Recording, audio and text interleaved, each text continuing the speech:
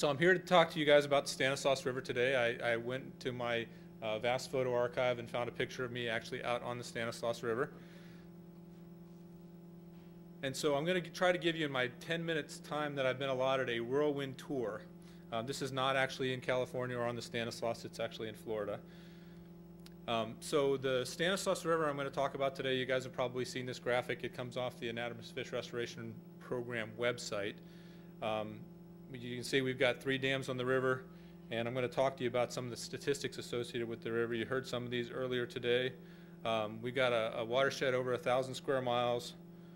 Our anatomist fish habitat, historically we had 113 miles available to anatomist fish.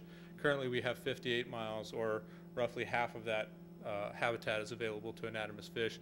Now, from a fall run perspective, this is not a substantial issue, but from a steelhead and spring run Chinook salmon issue, it's pretty substantial because most of their rearing and spawning habitat is above Goodwin Dam. It's a snowmelt driven hydrograph, so Kevin was nice enough to show us that picture of the watershed where the Stanislaus and the McCollum are getting all the Calaveras' snowmelt. And so we would expect to see historically unimpaired flows peaking in May through June. So that's that snowmelt flow that's driving the hydrograph on the Stanislaus River, as opposed to places like the Calaveras and the Cosumnes, which is mainly rain driven. A couple of more stats. Our average annual runoff for the watershed is 1.2 million acre feet, and our storage is 2.9 million acre feet. So we're dealing with a situation where we can store 2.5 times the average annual runoff in the storage capacity on the Stanislaus River. This is very different than a lot of other rivers. Correct me if I'm wrong, Kevin, but it's about one year's runoff that we can hold in New Hogan, roughly. And that would be the case for the Merced and the Tuolumne as well. So when we get flood flows on the Stanislaus, or we get big rain events on the Stanislaus, we don't often get flood releases unless we get that happening 2 years in a row. So very different hydrograph operation than other watersheds because of the capacity of our storage system. So I want to talk to you guys about salmon today. This is actually up in one of the Sacramento tributaries. The fish was around 80 pounds, pretty much a rarity here.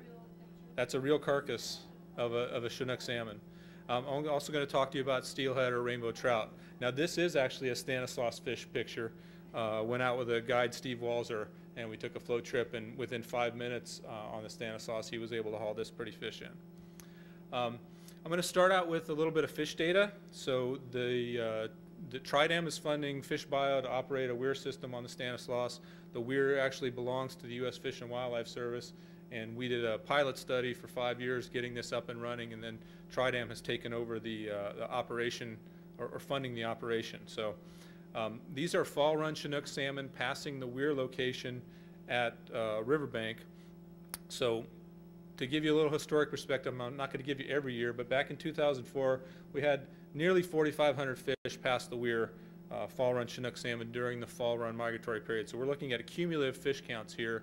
So the fish are starting to come in October, and they're peaking out in late November here in terms of the migration in 2004. So you guys probably remember hearing about the collapse or the crash. It really wasn't either of those things. It was really poor ocean conditions that we had for the juvenile salmon coming out of the system. So our 2007 returns were pretty poor. Our weir counts were around 400 fish. And so this goes to show you that within 3 years, because of the ocean habitat conditions, we went from a fairly robust population to one that was not very robust. So 2009, we had bounced back a little bit. We were up around 1,200 fish. And 2011, so just this last year, our numbers are only around 800 for the weir count, but note the black line, it wasn't until the first week of November that we were actually able to get the weir in because the flows were so high. So there's a lot more fish that are actually in the system already before we started counting them. So I expect our 2011 numbers are actually probably higher than 2009. But this goes to show you that monitoring can be very challenging in these kinds of situations, especially when you've got a river that may be running much higher than you have the capability to operate under. So what are we doing to make the river better? Well, besides going out and doing some trash pickups periodically, we're doing quite a number of things, and I want to point out a few of them to you. So in partnership with Bureau of Reclamation and Department of Fish and Game, we've actually added gravel up in the Goodwin Canyon Reach. This is an area that, because the big dams have blocked the transfer of gravel downstream, the channel has scoured out and we've lost a lot of our spawning habitat there. So a couple of pictures of that. Here's a little bit of side channel habitat. This is just below the float tube pool, if you're familiar with the Stanislaus River. And we actually, in this particular case, used a novel technology where we used a slurry. We brought the gravel in and we used water from the water conveyance canal up on this cliffside, and we're able to dump the gravel into a funnel with water and funnel it downstream and place it where we wanted to in the river. Another project that we did, this was a CalFed funded project that was worked in conjunction with the Fish and Wildlife Service. This is right there at Knights Ferry above the bridge. We went in and we put spawning gravel in to replace it there. If you've been out on site and you've looked down from the bridge and seen the fish spawning there, that's the gravel that they're spawning in. A little farther downstream at Lover's Leap, we, Fish and Wildlife Service, with funding also from the Department of Water Resources, implemented a project. We built 25 new riffles through that reach, broke up those long glide habitats that are full of predators and created some habitat that's really good for fish spawning as well as for aquatic macroinvertebrates production. We're also doing floodplain work. So the idea is that these fish historically evolved under situations where they were out in the floodplain, able to escape from predators, have really good food resources. So we're working to do these projects that are reconnecting the floodplain with the river channel so that the floodplains inundate on a regular basis. So this is at the upper end of the Lover's Leap Reach, and if you look at it, so we saw it dry and we see it wet. And so we've designed these kinds of floodplain projects so that under the new lower hydrograph, we're actually able to get water out on the floodplains. This is a project we just wrapped up, Lancaster Road, working with 4 private landowners, working with Kramer Fish Sciences, and this was solely funded by the Fish and Wildlife Service. We did a project with the private landowners, took a remnant side channel that was actually stranding fish and providing mosquito habitat in the summertime, and we turned it back into functioning side channel habitat. So here's the project with water on top of it. All right, so normally this wouldn't have been wet at this particular time of year. Here's one that Julie's probably quite familiar with. So this was a project that the Fish and Wildlife Service did with CalFed and with River Partners. And this site is now actually part of the San Joaquin National Wildlife Refuge. But this is the Moeller Tract back in 1997. It was agricultural land that was in row crop production, and the landowners really got tired of it getting flooded every time we had flood releases coming down out of New Melones. So they were very interested in selling. We had a willing seller, and with a little bit of riparian restoration from River Partners, we wound up with this wonderful riparian community out here. Lots of benefits to songbirds and other riparian species. Floodplain and side channel habitat, so this is something we're moving forward with. We're partnering with the Oakdale Irrigation District and Fish Bio, doing a project on Honolulu Bar, right? So this is a big mid-channel island that's got a bunch of gravel tailings on it, and we're gonna grade that site down, and we're gonna reduce some stranding issues that are happening in the side channel there, as well as putting gravel back in channel and creating some more floodplain habitat there. We've also got a project underway. The Bureau of Reclamation is working with the private landowner at 2 Mile Bar. So this is a little bit farther upstream. So I'm standing taking this picture on the Corps of Engineers property on the south side of the river, looking to the north side of the river, and you can see that floodplain bench there. This is at 6,000 CFS, which is near the maximum flood releases, but there's no water out there in the floodplain habitat. So we're going to do a project out there where we're going to create a side channel. We're going to lower those floodplains and take that gravel and put it back in the river. So we're really looking to try to do these holistic projects where we're not having to truck gravel in from outside, but we're actually taking it on site. We're creating floodplain and in-stream habitat simultaneously. After a lot of work and effort, we actually were able to convince the Knights Ferry community to let us move forward on a project to do some floodplain and side channel work right there at Knights Ferry at the core recreation area. And so just below the covered bridge, so that's on your right, this is a very rough conceptual diagram showing a potential floodplain footprint as well as a side channel that could meander through there. If you look at this, this is all just basically gravel out there. It's perched, it's high and dry. When we get the big flows, we get a little bit of water moving through there, but it's a fantastic opportunity to do a project where we can get some education and community buy-in, people actually being able to come out and see what's going on, because it's not on some private property or in some remote location. There's an awful lot of people come through here, so there's a great opportunity to do education and outreach in conjunction with this project. So we're hoping to have that one come online in the next couple of years.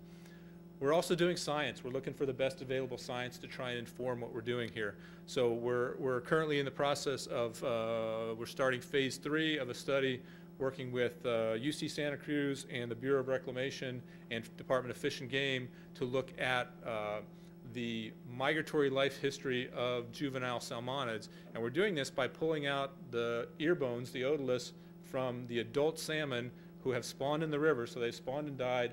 When Fish and Game does their carcass survey, they're collecting these otoliths. We're able to take these, and much like the rings on a tree, you can polish these things down and you can count the rings.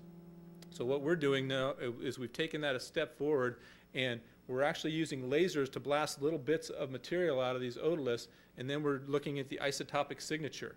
And so we can tell the natal origin of the fish. Is this a fish that came from the Stanislaus, or did it come out of the McCullough hatchery or some other location? We can also tell what size was the fish when it left the system. So that's key to our water management on the system, to retain that migratory life history diversity that is so important to keeping healthy, robust salmon populations. And it's also telling us how these fish are reacting to the historic hydrographs. So it's kind of like we're doing archaeology on these fish to determine what it was that they did in their life after they've died. Getting close. We're currently in the process right now. As a matter of fact, I get to go out in the field tomorrow. We're doing a survival study on the Stanislaus. So in order to inform our restoration, we need to really have a handle on where the sources of mortality are occurring in the lower river. So we're actually releasing tagged fish. I don't know how well you can see this. It's not a great cell phone picture, but each one of these fish has a very thin radio tag sticking out the back of it. So we've done surgery. We've inserted a little tiny radio tag about the size of a pencil eraser inside these fish, and we're going to be tracking them using radio tracking. And we're going to be able to get a handle on where the mortality is occurring in the system, and that will inform our restoration efforts in the future. We're doing some work with steelheads. We're implanting acoustic tags in the steelhead, and we're looking at their out-migration behavior. We're doing habitat mapping. The Bureau of Reclamation and the Fish and Wildlife Service have mapped vast quantities of the habitat on the Stanislaus, and we're actually able to generate some very good information about the available rearing habitat for juveniles of Chinook salmon and steelhead as a result of this mapping and modeling effort. We're rotary screw trapping. We've got 2 rotary screw traps set locations on the system. The rotary screw trap at the Oakdale Rec area is operated by Fish Bio with funding from Tridam, and that does a really good job of measuring how many juveniles we're producing in the spawning habitat. And then downstream, the Fish and Wildlife Service comprehensive assessment and monitoring program is funding Kramer Fish Sciences to operate the traps down by Caswell State Park. That gives us a really good index of how many fish are actually getting out of the system and into the San Joaquin. So we're going to be monitoring that survival study in that reach between those 2 locations, give us some idea of where the substantial mortality is occurring through that reach. Fish and Game is doing escapement surveys with funding from the Bureau of Reclamation, where they go out and they pick up the fish carcasses, and they are taking otoliths, they're taking scale samples, they can take fin clips, they're counting and measuring the fish, and they use this technology also to get a population estimate as well as the distribution of where the spawning is occurring. I showed you the weir right at the front end of the talk. Some interesting things that we found from putting the weir into place. We actually got a pacu floated up onto the weir one year. For those who don't know, this is a vegetarian fish from South America. That salmon you're looking at there, who thinks that doesn't look quite right for the Central Valley? Anybody? Who knows what kind of salmon that is? Anybody? Donnie knows. So this is a chum salmon, so more commonly found much farther north and west than where we are now. And then we've got our mammals that come through. So this little silhouette here is what the infrared looks like when you send this aquatic guy swimming through the weir channel. We can actually, under conditions of high turbidity using technology, we can get a silhouette of fish or other creatures that are going through the weir, and that gives us a really good way of enumerating the population. And we also, as you can see with the chum, can get pictures when the water quality is good.